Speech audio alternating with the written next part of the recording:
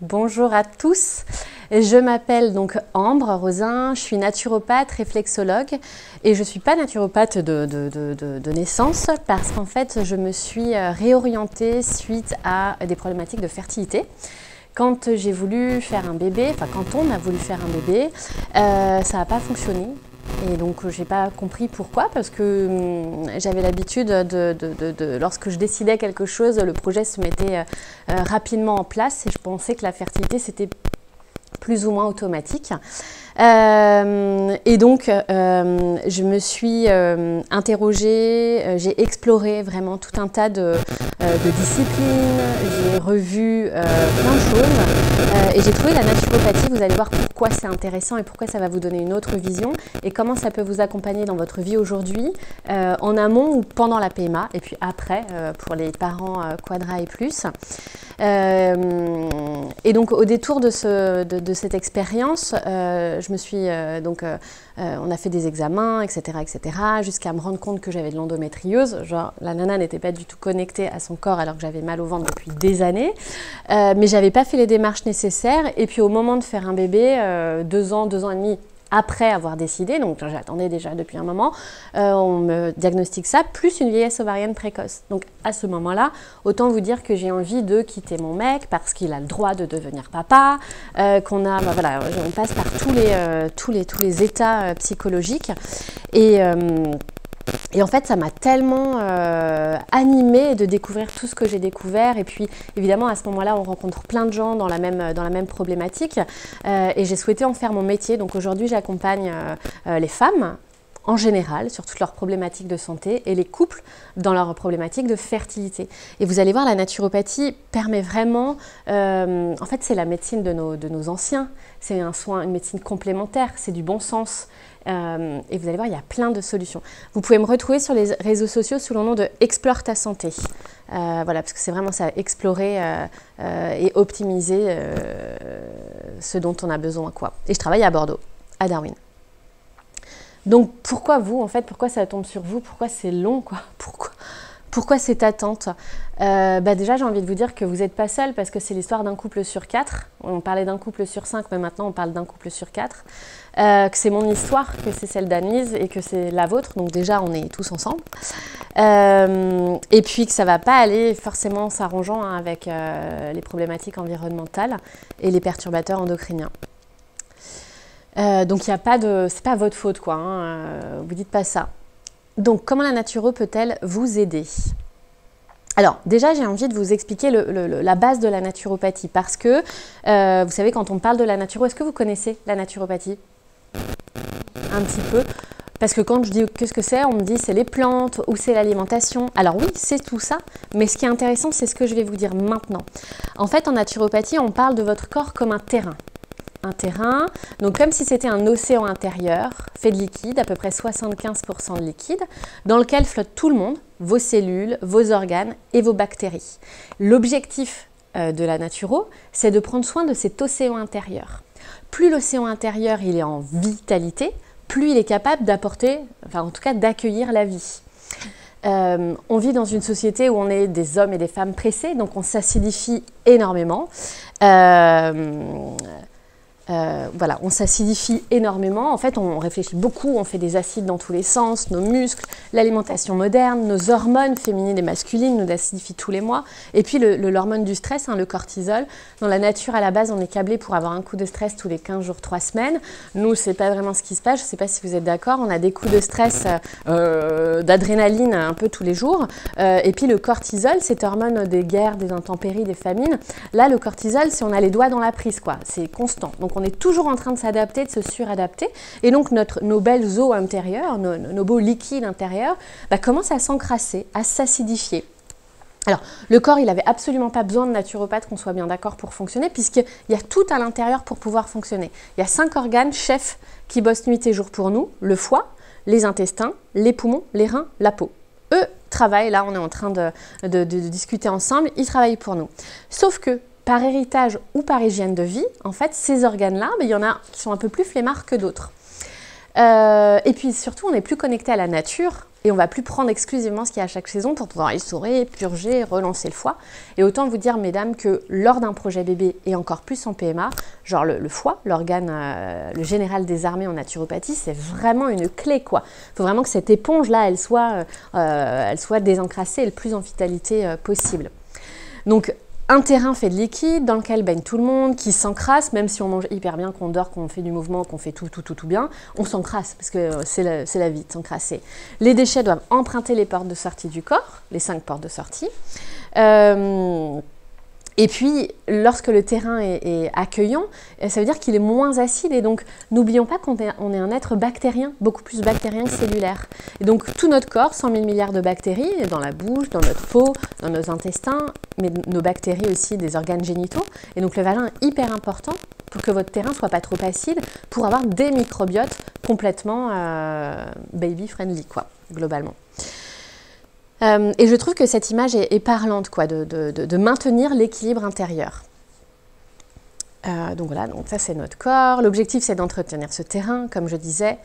La naturopathie, elle offre des techniques de drainage, de reminéralisation. Par exemple, on rigole souvent avec mes consultantes, je reçois beaucoup de consultantes qui sont super constipées pour être dans les exemples.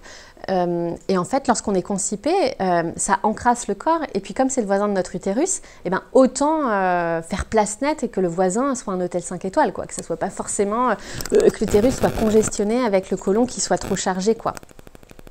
Donc voilà. Alors comment on fait ? Donc on limite les déchets avec l'hygiène de vie. L'hygiène de vie, c'est l'alimentation, le sommeil, le mouvement, la gestion des émotions. Parce qu'on peut manger le mieux du monde, si on est stressé, ça ne servira à rien. En fait, l'idée, c'est vraiment continuer à se faire plaisir et je vous en reparlerai de kiffer parce que cette période, elle est longue, c'est les montagnes russes émotionnelles. Donc parfois, on essaye de tout contrôler et on n'arrive pas à tenir sur la durée parce que c'est vraiment engageant de faire tous ces choix. Donc, on limite les déchets avec l'hygiène de vie. On peut équilibrer avec donc, des nutriments, des oligo-éléments et on peut drainer, ce que je vous disais, le foie, les intestins éventuellement. Ça, c'est en fonction de chacun. En fait, en fonction de vos histoires, de vos antécédents. Donc les deux alliés, je vous disais, c'est le foie, donc le fameux généralisateur. Donc c'est lui, en fait, le foie qui filtre 1 litre de sang par heure. Donc c'est vraiment, il fait 500 fonctions dans le corps. Donc plus le foie est libéré, délivré, et bien mieux il fonctionne. Et donc encore plus pendant la PMA. Parce que par exemple, vous allez être stimulé, le foie il va faire wouh, il va fonctionner à plein pot pour vous. Vous allez être un petit peu tranquille et avant le transfert, it's a good time pour le soulager, le foie. Comme ça, on est sûr qu'avant le transfert, je ne veux pas vous faire peur parce que le foie, il gère quand même, il fonctionne vraiment bien tout seul. Mais c'est du bonus avant le transfert parce que, vous savez, le placenta, c'est un filtre. Donc, plus votre foie, il est cool, enfin, il est en santé, et bien plus le placenta, il est totalement safe. Et voilà. Mais encore une fois, le corps est magique, quoi. Il peut fonctionner vraiment tout seul. Donc, on peut fonctionner avec des drainages, la bouillotte le soir. Fabuleuse parce que le foie il travaille entre 39 et 41 degrés et donc voilà, en mettant du chaud sur le foie, bah, ça l'aide à travailler. L'hydratation, le sommeil, parce que le foie travaille toute la journée mais vraiment la nuit, entre 1h et 3h du matin. Donc si vous avez des réveils nocturnes entre 1h et 3h, c'est peut-être votre foie qui vous dit ho ho, il y a peut-être quelque chose à faire.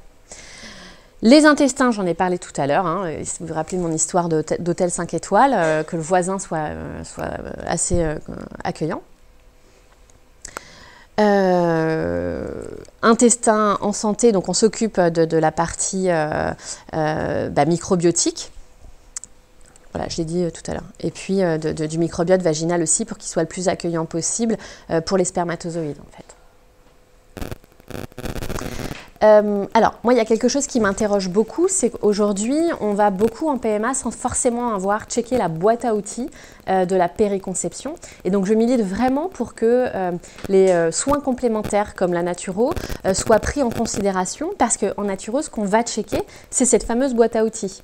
Donc, par exemple, quand vous allez faire un bilan sanguin avec votre gynéco ou dans le centre de PMA, on va vous mettre la TSH, les hormones, le bilan lipidique, etc. Mais on va pas mettre, et ça je trouve ça quand même dommage, je ne sais pas où sont les centres de PMA, de pas mettre le matériel qu'il faut en fait dans la boîte à outils. C'est-à-dire que votre thyroïde, elle fonctionne s'il y a de l'iode. Pour faire un bébé, il faut des vitamines B6, B9, B12.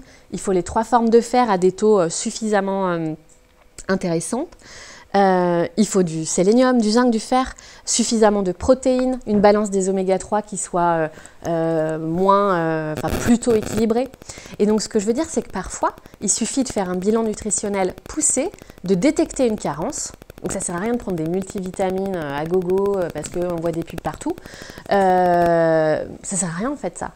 Ce que vous n'avez pas besoin, votre corps, il va le relarguer. Juste vraiment vous faire prescrire par un médecin nutritionnel ou votre sage-femme ou votre gynéco un bilan comme ça, de démêler la pelote, de tirer le fil et de se dire « Ok, en fait, je manque de ça, je me complémente de manière juste. » Et au moins, on optimise. C'est ça l'idée, c'est d'optimiser les chances. Donc, un terrain accueillant, une boîte à outils qui a suffisamment de choses. Et puis, on a tellement de mauvais réflexes ou de fausses croyances sur faut pas que je mange de gras parce que je vais grossir, on en reparle juste après, ou les protéines animales, on a tous essayé de devenir flexible, végé, vegan, dodo, puis on est revenu, enfin, on ne sait plus trop, il faut juste que ça soit juste pour vous, et puis si vous avez changé de régime alimentaire, que vous vous complémentiez de manière juste. Voilà, c'est encore une fois ça. Est-ce que je parle de l'alimentation un peu plus tard? Non, donc je pense pas. J'ai voulu faire juste au niveau du timing, donc je vous en parle ici. Donc pour moi, ce qui est très très important quand on veut faire un bébé, c'est ça, hein, c'est l'iode. Donc allez-y sur les fruits de mer, les crustacés. Le magnésium, au moins 500 mg par jour. De toute façon, on est toutes magnésiodépendantes. Je parle pour les femmes là. On est toutes magnésiodépendantes. Le magnésium, il est hydrosoluble, il fuit dans nos urines tous les jours et l'alimentation n'apporte pas suffisamment de ça. Et ça, c'est un cofacteur de toutes les réactions pour faire un bébé. Ça, c'est pour faire marcher la thyroïde, parce que la thyroïde, c'est la chef d'orchestre du système endocrinien. Et par exemple, en Espagne ou au Portugal, ils sont beaucoup plus titilleux sur la thyroïde.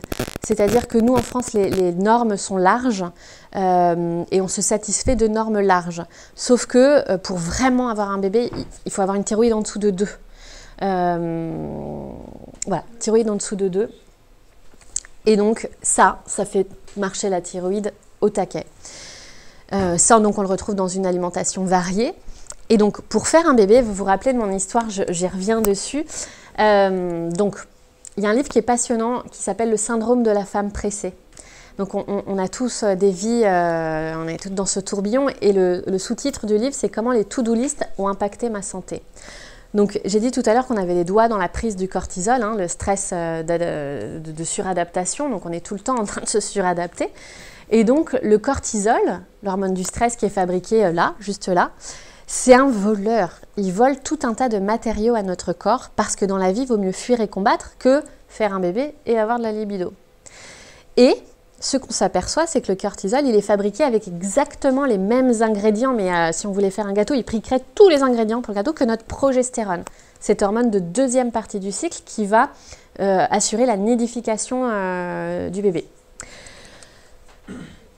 Et toutes les deux, donc la progestérone et le cortisol, c'est des hormones stéroïdiennes faites de gras, d'oméga 3.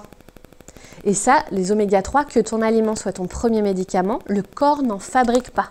Donc il faut vraiment que vous le preniez dans votre alimentation, des oméga 3. Les oméga 3, vous voyez ce que c'est? Oui, c'est quoi? Les poissons, ouais, les petits poissons gras.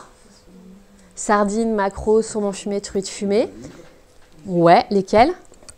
L'huile d'olive? Non, pas l'huile d'olive.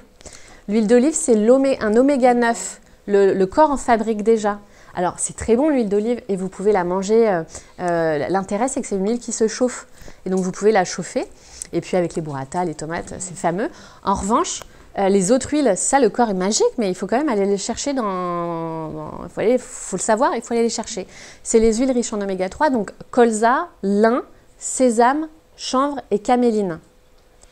Donc, petits poissons gras, les huiles que je viens de citer, les graines de sésame et de lin moulues. Et ça, c'est à chaque repas. C'est ça, les mêmes matériaux. Vous vous rappelez, cortisol, progestérone. Voilà, donc on n'en mange pas trop, voire pas, parce qu'on se dit, ouais, ça va nous faire grossir, ou l'huile d'olive, c'est la meilleure. Donc en fait, on n'a pas les matériaux. En fait, nos hormones féminines, ce sont des hormones stéridiennes faites de gras, et le cortisol, c'est une hormone fait de gras. Mais pour vous dire à quel point c'est le point le plus important d'aujourd'hui, vous devez rentrer et acheter des bonnes huiles. Il n'y a pas que les hormones féminines et le cortisol. Il y a votre vitamine D. Vous savez, on dit « Oh, on est tous carencés en vitamine D ». Bah, c'est une hormone stéridienne faite de gras. Donc pour votre immunité. Immunité, c'est pas que « Atchoum, j'attrape un rhume hein. ». C'est l'immunité, ne pas rejeter. Vous savez, parfois on dit « Je sais pas, j'ai fait une fausse couche, je prends des chemins. C'est pas pour ça, mais pour vous montrer que l'immunité, c'est aussi la vitamine D. Donc les hormones féminines, le stress et le pompier naturel, celui qui va éteindre le feu chez vous. On a tous, moi j'ai trop dansé hier soir et donc j'ai mal à l'épaule. Et le pompier naturel, c'est ça, c'est encore des oméga 3 précurseurs de l'EPA DHA. Donc vous voyez à quel point dans votre corps les oméga 3 font des choses. Donc oméga 3 et protéines, donc des œufs par exemple, c'est super, voilà, 1-2 œufs par jour, vous avez déjà votre quota de protéines quoi.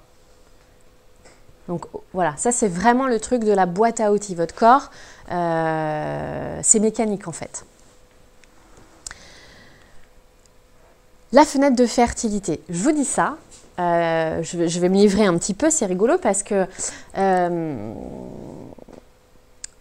lorsque j'ai arrêté ma pilule, donc moi j'ai été contraceptée de mes 16 ans à mes 32 ans, en fait je ne me suis pas du tout posé la question.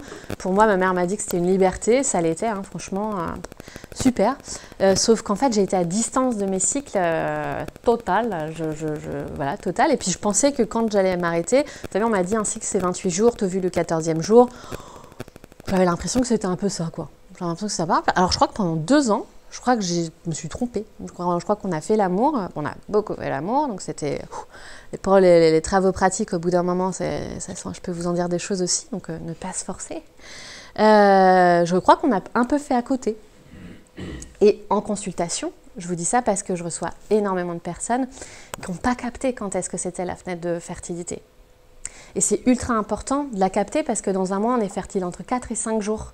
Okay, et en 1 an, bah, ça passe vite en fait, cette fenêtre de fertilité. Et donc parfois on s'inquiète plus que de raison, alors qu'en fait c'était mécanique, on a juste été un peu après ou un peu avant. Voyez. Donc la fenêtre fertile, je vous préconise de faire l'amour un peu avant. Quand on se dit hop, j'ai ovulé, c'est maintenant. Alors oui, c'est maintenant, mais surtout c'était avant. Parce que les spermatozoïdes, ils vivent au moins 5 jours. Donc hop, un peu avant. Donc là, on est vraiment dans les travaux pratiques. Et il y a d'autres façons de voir si vous êtes en train d'ovuler.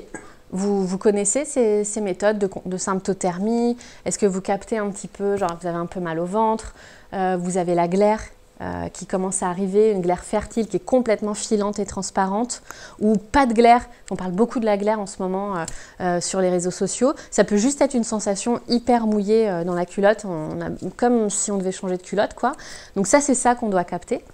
Et c'est important que les messieurs captent ça, parce que la charge mentale de la fertilité, c'est vrai que si vous êtes là, c'est génial, mais c'est beaucoup les femmes. Et puis, ça vous permet de décortiquer notre désir. Et ça, c'est super quand en couple, notre conjoint, il arrive à dire « Ah, bah, je vois à peu près dans quelle période t'es. » Voilà.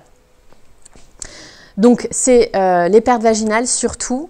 On peut prendre la température. Donc, les vieilles méthodes, c'était avec un thermomètre. Donc, tout le monde a lâché l'affaire parce que ça paraissait compliqué. Nos grands-mères nous ont dit qu'il y a eu plein d'accidents méthodoginaux. Aujourd'hui, c'est pas compliqué. Enfin, s'il faut apprendre, mais la science a œuvré pour nous. On peut mettre un bracelet, en fait, la nuit. Il prend notre température. Et donc, il suffit de reporter sa température le matin. Donc, ça fait pou, pou, pou, pou, pou, j'ovule. On sait qu'on a eu un cycle ovulatoire. Parce que parfois, on a des cycles anovulatoires. Hop, ça remonte, je suis plus fertile. OK. On peut aussi le faire avec des tests, mais bon, ça coûte cher au bout d'un moment. Et puis, ça vous permet d'aller voir un naturo, un médecin, une sage-femme et de dire, voilà, moi, mes cycles, ils sont comme ça.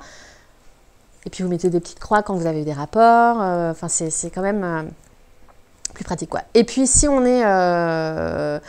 ça, c'était dur, je trouve, en termes primipares. En fait, le col... c'est une autre indication. Quand il est haut et fermé, c'est qu'on n'est pas fertile, hein, parce que la porte est fermée, on va dire. Et quand le col il est bas et ouvert, c'est que la porte est ouverte, on va dire. Ok? Et donc ça, on peut soit mettre un doigt, soit regarder. Mais avec les deux premiers, la glaire et le changement de température, c'est suffisant pour détecter l'ovulation. Donc ça me tenait à cœur de vous le dire parce que je vois trop de femmes et de couples qui s'orientent vers plus loin sans avoir vraiment capté. Dans la vraie vie, ça donne quoi? Donc qu'est-ce que vous pouvez faire aujourd'hui? Tout le monde est en PMA ou vous êtes aux portes de la PMA ou... En PMA. Donc, comme je vous disais tout à l'heure, en PMA, on peut faire donc, notre prise de sang, checker la boîte à outils, se complémenter de manière juste. On peut, entre les différentes stimulations, soutenir le foie et avant les transferts, reminéraliser le corps. Reminéraliser, ça veut dire apporter tout un tas d'oligo-éléments, de minéraux, de bases neutres pour aller tamponner les acides de votre corps, pour que les microbiotes, ils s'épanouissent pleinement et qu'ils ont envie de développer des bonnes bactéries et pour qu'un petit bébé puisse se dire « Ah, c'est plutôt cool par ici ». Je ne dis pas que c'est pas parce que c'est pas cool que le bébé ne s'implante pas. Il y a plein de raisons. Hein. Si j'en parle là. L'alimentation périconceptionnelle, que ton aliment soit ton premier médicament. Donc, vous l'avez compris, le gras, c'est la vie. C'est quoi le bon gras? Les oméga 3, c'est les petits poissons gras et les huiles riches en oméga 3. Les aliments power biotiques, donc ça, c'est, vous savez, on mange beaucoup, donc je parle beaucoup des microbiotes, on mange beaucoup pasteurisé et un peu mort. Nos ancêtres n'avaient pas de frigo. Donc l'idée, c'est d'aller manger des aliments qui soient vivants. Nous, on veut donner la vie. Et donc, en fait, c'est manger un peu comme mangeaient les anciens, c'est-à-dire pas pasteurisé, et puis plutôt fermenté ou lactofermenté. Est-ce que ça vous parle, ça? La lactofermentation, c'est, vous savez, des légumes dans un bocal avec un peu de sel. Et donc, c'est mieux qu'un probiotique qu'on achète en pharmacie, finalement. C'est comme les cornichons, sauf que les cornichons de la grande surface, ils sont pasteurisés. Et donc, quand on le fait à la maison ou qu'on l'achète en magasin bio, c'est non pasteurisé. Donc, c'est plein de tous ces pickles. Ça peut être de la choucroute, ça peut être des betteraves, des carottes non pasteurisées. Et à chaque fois, je dis, mettez-en au moins une cuillère par repas avec le bon gras. Là. Ça peut être le fromage du fromager, la viande du boucher, les boissons de kéfir et de kombucha, le vinaigre de cidre non pasteurisé. Tout ce qui est vivant, qui va rapporter de la vitalité à votre terrain. Et les bons réflexes, je parle du petit-déj parce que pour les femmes, c'est ultra important. Si vous n'avez pas faim, ne mangez pas. Ok, quand on jeûne, on se répare. Si vous avez faim, on privilégie des protéines et du gras. Protéines, c'est un œuf, un bout de fromage, un peu de houmous, voilà. Et le gras, ça peut être un bout de pain avec du beurre et un œuf. Ok, on évite le sucre qui va rendre inflammatoire votre terrain. Le sucre, c'est ok, genre à 4 heures. Parce qu'on peut manger du sucre quand même, hein. J'ai mis 0 café parce que y a des alternatives comme la chicorée, l'avoine torréfiée, les pots torréfiés. Si vous êtes une femme pressée et que vous pensez que votre cortisol il est là-haut, le café ça vient vraiment nous mettre la flamme sur notre terrain, quoi. Et si vous avez envie de vous faire un petit plaisir, plutôt après le déj par exemple, que le matin, qui va contribuer à acidifier l'organisme. Et moins d'alcool, je l'ai mis parce qu'il faut le dire, mais encore une fois, vivez. Et si vous buvez, privilégiez du vin rouge, c'est moins acidifiant que le vin blanc ou de la bière artisanale. Il y a des bonnes bactéries dedans. Ok. Donc, encore une fois, l'alcool, effectivement, on ne va pas se la coller régulièrement, mais si vous avez envie de refaire le monde avec votre partenaire ou des amis, parce que ça vous fait du bien émotionnellement, mais faites-le, quoi. Donc, on a dit l'alimentation, le mouvement et la respiration. La respiration, c'est vraiment le meilleur des médicaments. Aujourd'hui, je ne sais pas comment vous respirez là en face de moi, mais généralement, on est en apnée. Et donc, on respire que de manière thoracique. Et ça nous acidifie de dingue. Et donc, voilà, focalisez sur avoir une respiration 3 fois par jour. Ample, abdominale. Donc, abdominale, thoracique et claviculaire. Voilà, faites circuler l'air. Ça va vraiment désacidifier votre corps, apaiser votre système nerveux. Il y a des applications, des podcasts, des coachs en respiration qui peuvent vous accompagner là-dessus. Et ça vous permet d'aller recontacter votre zone de calme 3 fois par jour. Voilà, le matin, le midi, le soir, on se prend un moment pour revenir au corps parce qu'on est beaucoup trop là-haut. Et donc la respiration, c'est vraiment la passerelle entre là-haut et le corps, quoi. Donc on peut le faire partout, en marchant, dans la voiture, même au travail. Et puis, pas de charge mentale sur le sport. En fait, juste bouger, marcher, faire du vélo, se balader, c'est déjà du mouvement. Parce que si vous vous rappelez le corps est fait de liquide, s'encrasse, et donc c'est en bougeant que les déchets vont emprunter les portes de sortie. Ok. Donc tous les jours, voilà, les recommandations c'est 30 minutes, mais si vous êtes encore plus motivé, allez-y. Et il ne faut pas que l'activité physique soit un truc en plus sur la to-do list, quoi, hein, parce que vous avez plein de choses à penser, à faire. Donc rien qu'aller prendre l'air à la pause déj, faire le tour du quartier, respirer, regarder les feuilles aux arbres, vous connecter au cycle des saisons, parce qu'on fait partie de ça. Hein. Les glandes surrénales, donc mon fameux cortisol, parce que lui, il nous crée du souci. Hein. Vous vous rappelez, donc je disais fuir et combattre, c'est prioritaire. Donc, on peut évidemment se soutenir avec Anne-Lise, avec les méthodes qu'elle a citées. Et puis, on peut, avec la respiration, et en plus, peut-être soutenir ces glandes surrénales avec des plantes adaptogènes, qui vont nous aider à nous adapter émotionnellement, physiquement et cognitivement. Je pense à la rhodiole ou à l'ashwagandha, la vitamine C, le magnésium, les oméga 3. Comment on diminue le stress? Eh bien, en se connectant à la lumière du jour avant 14 h. Pour tous ceux qui bossent à la maison, c'est important de bouger de chez vous avant 14 h parce que en chronobiologie, à 16-17 h, c'est le frein, c'est la sérotonine qui doit rentrer dans le jeu. Et la sérotonine, c'est vraiment important. Donc, respectons cette petite... voilà, on va acheter le pain ou on fait juste un tour au téléphone. Et puis, des cures de rien, moi c'est ce que je préfère, c'est ce que je conseille à tout le monde, hein, ça coûte rien. Et n'oubliez pas qu'en hiver, là, on est aux portes de l'hiver, la nature, qu'est-ce qu'elle fait? Eh bien, à partir de 18 h, il n'y a plus personne. Hein. Il n'y a pas Netflix, il n'y a pas les coups de téléphone, il n'y a rien. Et donc, les gens vont se coucher, enfin, la nature, ils vont se coucher. Alors, moi, je le répète toute la journée, c'est pas forcément ce que je fais. Mais de temps en temps, quand je sais que j'ai une actu plus intense au niveau du boulot, que j'ai dans quelques mois un transfert, et ben voilà, je me dis, je m'autorise à ne rien faire, lire un bouquin, écouter de la musique, je sais pas, dessiner, écrire ou dormir, hein, tout simplement. Cure de rien avec les oméga 3 et la respiration, c'est le top. Alors, ceux qui ne sont pas encore en PMA ou qui veulent faire une pause, on peut stimuler le cycle naturellement. Donc moi j'appelle ça la PNA, la progression naturelle assistée. En gros, on peut, donc vous avez vu avec l'hygiène de vie, l'alimentation, le mouvement, la gestion des émotions, le sommeil, hein, on peut en première partie de cycle stimuler avec une plante particulière, soutenir l'ovulation, testostérone et puis par exemple avec de l'onagre, et en deuxième partie de cycle, soutenir la progestérone. Et on peut faire ça pendant 3 mois par exemple, jusqu'à 6 mois. Après, ça ne sert à rien de faire ça forcément plus longtemps. Mais c'est ce que faisaient nos aînés, quoi. C'est ce que faisaient nos grands-grands-grands-mères quand ça ne marchait pas, quoi. Et pendant la PMA, donc on reminéralise le corps avec de l'ortie. L'ortie, c'est la plante la plus reminéralisante qui soit. C'est vraiment un trésor de nos contrées. Donc, vous pouvez soit les cueillir dans nos campagnes, dans vos jardins, soit les acheter en herboristerie. Le plasma marin de Quinton, donc c'est riche en iode, en oligo-éléments. C'est des petites ampoules qu'on casse et qu'on met sous la langue. Et ça rentre, ça passe pas par la barrière digestive, ça va tout de suite nourrir les cellules. Et ça vous permet de remplir les réservoirs. Moi, j'aime bien dire ça. Vous pouvez renforcer avec du bourgeon de framboisier par exemple, ça va aller stimuler la capacité ovocytaire, ça va aller stimuler, réguler le cycle du moins, le gâtillier, le gingembre, la damania pour les hommes aussi.